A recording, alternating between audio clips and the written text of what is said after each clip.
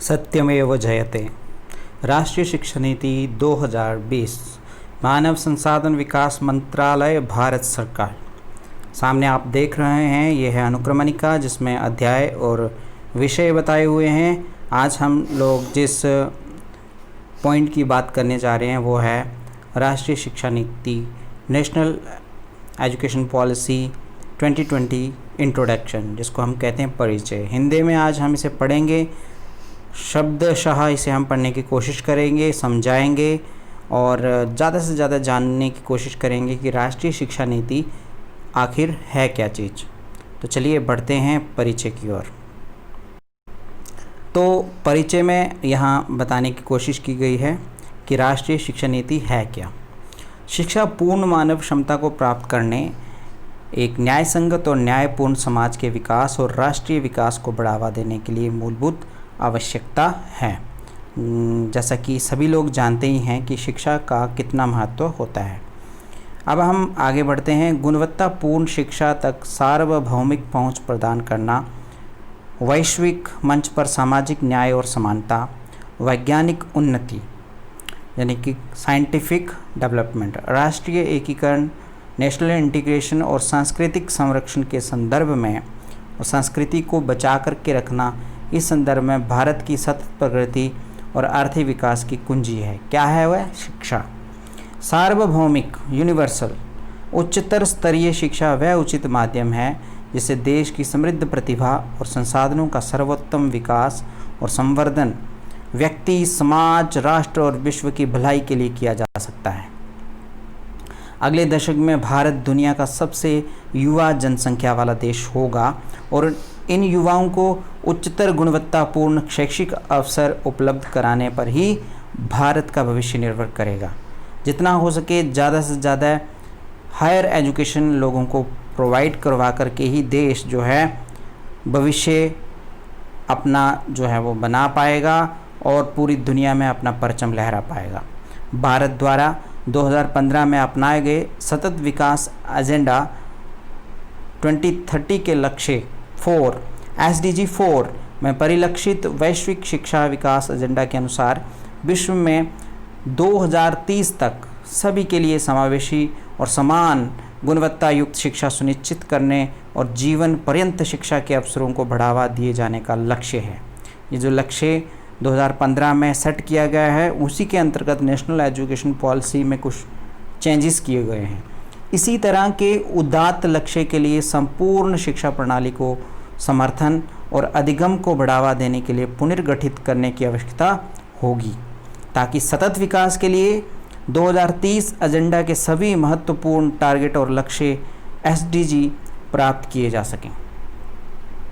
आगे हम बात करते हैं, ज्ञान के परिदृश्य में पूरा विश्व तेज़ी से परिवर्तन के दौर से गुजर रहा है। बिग डेटा, मशीन लर्निंग और आर्टिफिशियल इंटेलिजेंस जैसे क्षेत्रों में हो रहे बहुत से वैज्ञानिक और तकनीकी विकास के चलते एक और विश्व में अकुशल कामगारों की जगह मशीनें काम करने लगेंगी और दूसरी ओर डेटा साइंस, कंप्यूटर साइंस और गणित के क्षेत्रों में ऐसे कुशल कामगारों की ज़रूरत और मांग बढ़ेगी जो विज्ञान, समाज विज्ञान और मानविकी के विविध विषयों में योग्यता रखते हों। जलवायु परिवर्तन, बढ़ते प्रदूषण और घटते प्राकृतिक संसाधनों की वजह से हमें ऊर्जा, जिसे हम पावर कहते हैं, भोजन, फूड, पानी, स्वच्छता, हाइजीन आदि की आवश्यकताओं को पूरा करने के नए रास्ते खोजने होंगे और इस कारण भी जीव विज्ञान, रसायन विज्ञान, भौतिक विज्ञान, कृषि, जलवायु विज्ञान और समाज विज्ञान के क्षेत्रों में नए कुशल कामगारों की जरूरत होगी। महामारी और महामारी के बढ़ते उद्भव, संक्रामक रोग प्रबंधन और टीकों के विकास में सहयोगी अनुसंधान और परिणामी सामाजिक मुद्दे बहुविषयक अधिगम की आवश्यकता को बढ़ाते हैं। मानविकी और कला की मांग बढ़ेगी क्योंकि भारत एक विकसित देश बनने के साथ साथ दुनिया की 3 सबसे बड़ी अर्थव्यवस्थाओं में से एक बनने की ओर अग्रसर है। रोजगार और वैश्विक परिस्थितिकी में तीव्र गति से आ रहे परिवर्तनों की वजह से ये जरूरी हो गया है कि बच्चे जो कुछ सिखाया जा रहा है उसे तो सीखें ही और साथ ही वे सतत सीखते रहने की कला भी सीखें। इसलिए शिक्षा में विषय वस्तु को बढ़ाने की जगह जोर इस बात पर अधिक होने की ज़रूरत है कि बच्चे समस्या समाधान और तार्किक एवं रचनात्मक रूप से सोचना सीखें। अभी तक जो बच्चे सीख रहे हैं वो तार्किक और रचनात्मक थोड़ा कम सीख रहे हैं, उसी को बढ़ाए जाने की बात यहाँ इंट्रोडक्शन में की जा रही है। विविध विषयों के बीच अंतर संबंधों को देख पाएँ, जो सब्जेक्ट हैं कोरिलेट हैं एक दूसरे के साथ, उसको देखने की ज़रूरत है। कुछ नया सोच पाएँ और नई जानकारी को नए और बदलती परिस्थितियों या क्षेत्रों में उपयोग में ला पाएँ। ज़रूरत है कि शिक्षण प्रक्रिया शिक्षार्थी केंद्रित हो। ठीक है, जो शिक्षण प्रक्रिया है, टीचिंग जो हम प्रोसेस है वो स्टूडेंट सेंटर्ड हो, जिज्ञासा, खोज, अनुभव और संवाद के आधार पर संचालित हो, लचीली हो और समग्रता और समन्वित रूप से देखने समझने में सक्षम बनाने वाली और अवश्य ही रुचिपूर्ण हो। शिक्षा शिक्षार्थियों के जीवन के सभी पक्षों और क्षमताओं को संतुलित विकास करे। इसके लिए पाठ्यक्रम में विज्ञान और गणित के अलावा बुनियादी कला, शिल्प, मानविकी, खेल और फिटनेस, भाषाओं, साहित्य, संस्कृति और मूल्य का अवश्य ही समावेश किया जाए। शिक्षा से चरित्र निर्माण होना चाहिए। शिक्षार्थियों में नैतिकता, मॉरल वैल्यूज़ आनी चाहिए, तार्किकता आनी चाहिए, सोचने की शक्ति आनी चाहिए, करुणा आनी चाहिए। अब ये नहीं है कि पढ़ के आदमी जो है लोगों को मारने लग जाए, नहीं, ऐसा नहीं। करुणा होनी चाहिए और संवेदनशीलता होनी चाहिए, इमोशंस होने चाहिए, विकसित करनी चाहिए और साथ ही रोजगार के लिए सक्षम बनाना चाहिए। सीखने के परिणामों की वर्तमान स्थिति और जो आवश्यक है उनके बीच की खाई को प्रारंभिक बाल्यावस्था देखभाल और उच्चतर शिक्षा के माध्यम से शिक्षा में उच्चतम गुणवत्ता, इक्विटी और सिस्टम में अखंडता लाने वाले प्रमुख सुधारों के जरिए पाटा जाना चाहिए। 2040 तक भारत के लिए एक ऐसी शिक्षा प्रणाली का लक्ष्य होना चाहिए जो कि किसी से पीछे नहीं है। एक ऐसी शिक्षा व्यवस्था जहां किसी भी सामाजिक और आर्थिक पृष्ठभूमि से संबंध रखने वाले शिक्षार्थियों को समान रूप से सर्वोच्च गुणवत्ता की शिक्षा उपलब्ध हो। ये राष्ट्रीय शिक्षा नीति 2020 21वीं शताब्दी की पहली शिक्षा नीति है जिसका लक्ष्य हमारे देश के विकास के लिए अनिवार्य आवश्यकताओं को पूरा करना है। ये नीति भारत की परंपरा और सांस्कृतिक मूल्यों के आधार को बरकरार रखते हुए 21वीं सदी की शिक्षा के लिए आकांक्षात्मक लक्ष्यों, जिनमें SDG 4 शामिल है, के संयोजन में शिक्षा व्यवस्था, उसके नियमन और गवर्नेंस सहित सभी पक्षों के सुधार और पुनर्गठन का प्रस्ताव रखती है। राष्ट्रीय शिक्षा नीति प्रत्येक व्यक्ति में निहित रचनात्मक क्षमताओं के विकास पर विशेष जोर देती है। यह नीति इस सिद्धांत पर आधारित है कि शिक्षा से न केवल साक्षरता और संख्या ज्ञान जैसी बुनियादी क्षमताओं के साथ साथ उच्चतर स्तर की तार्किक और समस्या समाधान संबंधी संज्ञानात्मक क्षमताओं का विकास होना चाहिए, बल्कि नैतिक, सामाजिक और भावनात्मक स्तर पर भी व्यक्ति का विकास होना आवश्यक है। प्राचीन और सनातन भारतीय ज्ञान और विचार की समृद्ध परंपरा के आलोक में ये नीति तैयार की गई है। ज्ञान, प्रज्ञा और सत्य की खोज को भारतीय विचार परंपरा और दर्शन में सदा सर्वोच्च मानवीय लक्ष्य माना जाता था। प्राचीन भारत में शिक्षा का लक्ष्य सांसारिक जीवन अथवा स्कूल के बाद के जीवन की तैयारी के रूप में ज्ञान अर्जन नहीं, बल्कि पूर्ण आत्मज्ञान और मुक्ति के रूप में माना गया था।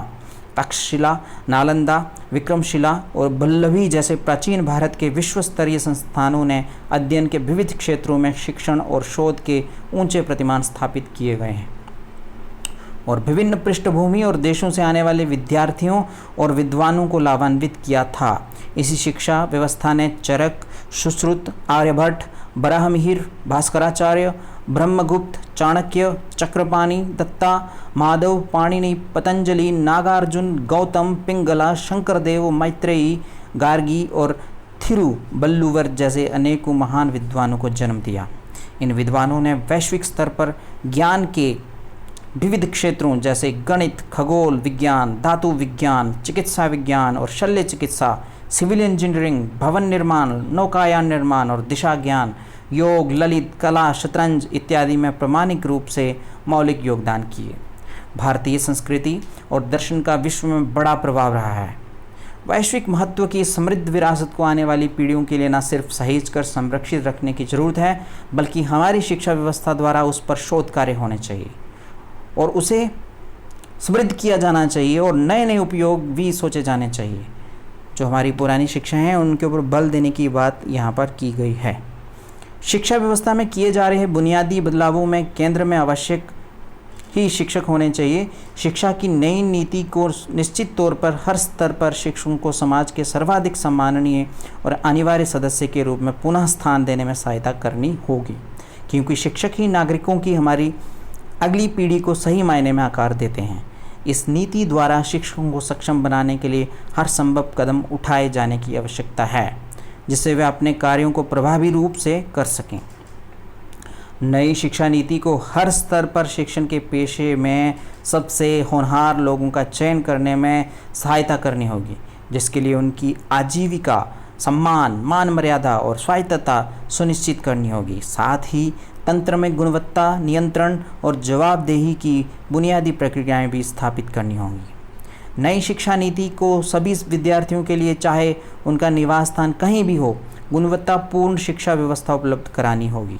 इस कार्य में ऐतिहासिक रूप से हाशिए पर रह रहे समुदायों, वंचित और अल्प प्रतिनिधित्व वाले समूहों पर विशेष ध्यान दिए जाने की जरूरत होगी। शिक्षा बराबरी सुनिश्चित करने का बड़ा माध्यम है और इसके द्वारा समाज में समानता, समावेशन और सामाजिक आर्थिक रूप से गतिशीलता हासिल की जा सकती है।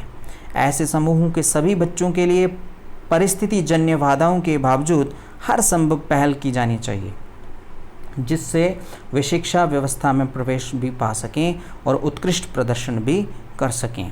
इन सभी बातों का नीति में समावेश भारत की समृद्ध विविधता और संस्कृति के प्रति सम्मान रखते हुए और साथ ही देश की स्थानीय और वैश्विक संदर्भ में आवश्यकताओं को ध्यान रखते हुए होना चाहिए। भारत के युवाओं को भारत देश के बारे में और इसकी विविध सामाजिक, सांस्कृतिक और तकनीकी आवश्यकताओं सहित यहाँ की अद्वितीय कला, भाषा और ज्ञान परंपराओं के बारे में ज्ञानवान बनाना राष्ट्रीय गौरव, आत्मविश्वास, आत्मज्ञान, परस्पर सहयोग और एकता की दृष्टि से और भारत के सतत ऊंचाइयों को और बढ़ाने की दृष्टि से अति आवश्यक है। अब यहाँ बात की जा रही है पिछली नीतियों की। जो पिछली नीतियाँ हैं उनके बारे में यहाँ पर चर्चा करते हैं। शिक्षा पर पिछली नीतियों का जोर मुख्य रूप से शिक्षा तक पहुँच के मुद्दों पर था। शिक्षा तक पहुँच, बस इसी मुद्दे पर जो पहली नीतियाँ हैं वो चल रही थी। ठीक है, कि शिक्षा तक पहुँच, शिक्षा तक कैसे पहुँचें, बस आगे शिक्षा कैसे लेनी है, क्या करना है, उसके बारे में बात नहीं थी। 1986 की राष्ट्रीय शिक्षा नीति, जिससे 1992 NPE 1986/92 में संशोधित किया गया था, कि अधूरे काम को इस नीति के द्वारा पूरा करने का भरपूर प्रयास किया गया है। 1986-92 की पिछली नीति के बाद से एक बड़ा कदम निःशुल्क और अनिवार्य शिक्षा अधिनियम 2009 रहा है, जिसने सार्वभौमिक प्रारंभिक शिक्षा सुलभ कराने हेतु कानूनी आधार उपलब्ध करवाया। इस नीति के आधार सिद्धांत: शैक्षिक प्रणाली का उद्देश्य अच्छे इंसानों का विकास करना है, जो तर्कसंगत विचार और कार्य करने में सक्षम हों, जिसमें करुणा और सहानुभूति, साहस और लचीलापन, वैज्ञानिक चिंतन और रचनात्मक कल्पना शक्ति, नैतिक मूल्य और आधार हो। इसका उद्देश्य ऐसे उत्पादक लोगों को तैयार करना है जो कि अपने संविधान द्वारा परिकल्पित समावेशी और बहुलतावादी समाज के निर्माण में बेहतर तरीके से योगदान करें। एक अच्छी शैक्षणिक संस्था वह है जिसमें प्रत्येक छात्र का स्वागत किया जाता है और उसकी देखभाल की जाती है। यहाँ एक सुरक्षित और प्रेरणादायक शिक्षण वातावरण मौजूद होता है, जहाँ सभी छात्रों को सीखने के लिए विविध प्रकार के अनुभव उपलब्ध कराए जाते हैं और जहाँ सीखने के लिए अच्छे बुनियादी ढांचे और उपयुक्त संसाधन उपलब्ध हैं। ये सब हासिल करना प्रत्येक शिक्षा संस्थान का लक्ष्य होना चाहिए। तथापि साथ ही विभिन्न संस्थानों के बीच और शिक्षा के हर स्तर पर परस्पर सहज जुड़ाव और समन्वय आवश्यक है। मूलभूत सिद्धांत जो बड़े स्तर पर शिक्षा प्रणाली और साथ ही व्यक्तिगत संस्थानों दोनों का मार्गदर्शन करेंगे। ये हैं, क्या है मूलभूत सिद्धांत?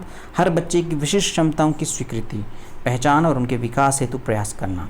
शिक्षकों और अभिभावकों को इन क्षमताओं के प्रति संवेदनशील बनाना, जिससे वे बच्चे की अकादमिक और अन्य क्षमताओं में उसके सर्वांगीण विकास पर भी पूरा ध्यान दें। बुनियादी साक्षरता और संख्या ज्ञान को सर्वाधिक प्राथमिकता देना, जिससे सभी बच्चे कक्षा 3 तक साक्षरता और संख्या ज्ञान जैसे सीखने के मूलभूत कौशलों को हासिल कर सकें।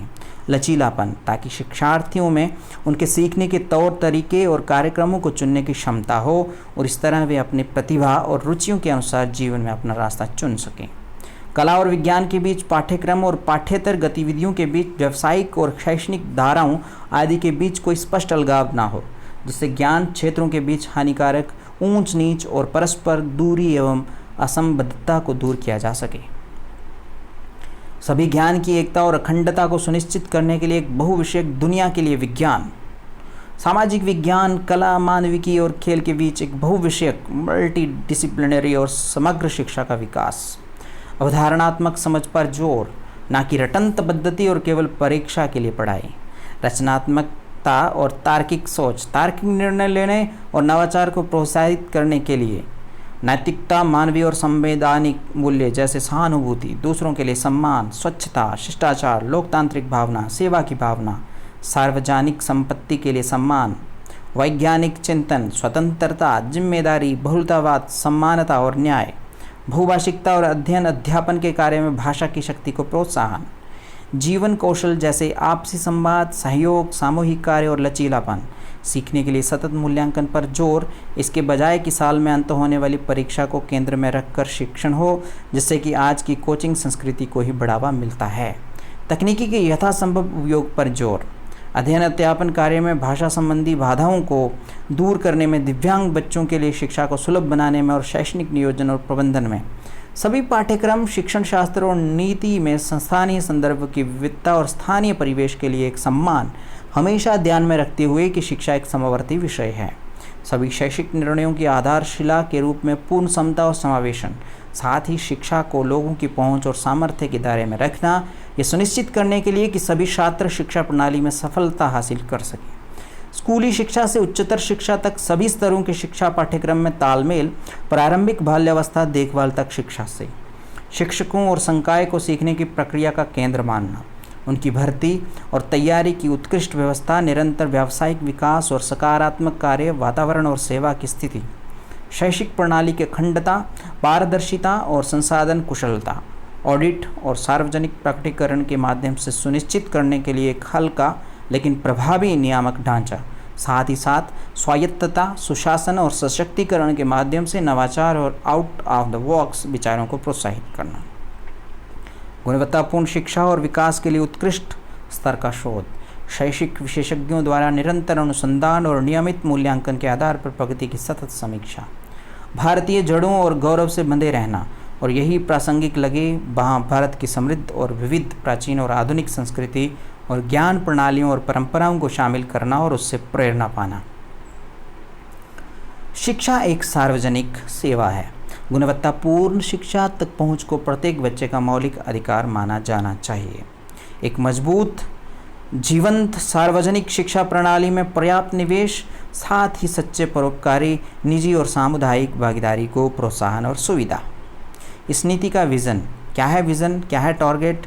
इस राष्ट्रीय शिक्षा का विज़न भारतीय मूल्यों से विकसित शिक्षा प्रणाली है जो सभी को उच्चतर गुणवत्ता शिक्षा उपलब्ध करा के और भारत को वैश्विक ज्ञान महाशक्ति बनाकर भारत को एक जीवंत और न्याय संगत ज्ञान समाज में बदलने के लिए प्रत्यक्ष रूप से योगदान करेगी। नीति में परिकल्पित है कि हमारे संस्थानों की पाठ्यचर्या और शिक्षा विधि छात्रों में अपने मौलिक दायित्वों और संवैधानिक मूल्यों, देश के साथ जुड़ाव और बदलते विश्व में नागरिक की भूमिका और उत्तरदायित्वों की जागरूकता उत्पन्न करे। नीति का विज़न छात्रों में भारतीय होने का गर्व न केवल विचार में बल्कि व्यवहार, बुद्धि और कार्यों में भी, और साथ ही ज्ञान, कौशल, मूल्यों और सोच में भी होना चाहिए, जो मानवाधिकारों, स्थायी विकास और जीवन यापन तथा वैश्विक कल्याण के लिए प्रतिबद्ध हो, ताकि वे सही मायने में वैश्विक नागरिक बन सकें। तो ये था हमारा परिचय जिसे हमने पढ़ लिया। अब आगे जो है वो भाग 1 है, स्कूल शिक्षा है, जिसे हम बाद में पढ़ेंगे। हम पूरी जो एजुकेशन पॉलिसी है इसको पढ़ के सुनेंगे, बार बार सुनेंगे, समझेंगे, कोशिश करेंगे कि राष्ट्रीय शिक्षा नीति वास्तव में क्या नया परिवर्तन लेके हमारे देश में आने वाली है। आपको वीडियो कैसी लगी? लाइक, सब्सक्राइब करें, शेयर करें, दूसरों तक पहुंचाएं ताकि सभी लोग इससे लाभान्वित हो सकें। धन्यवाद।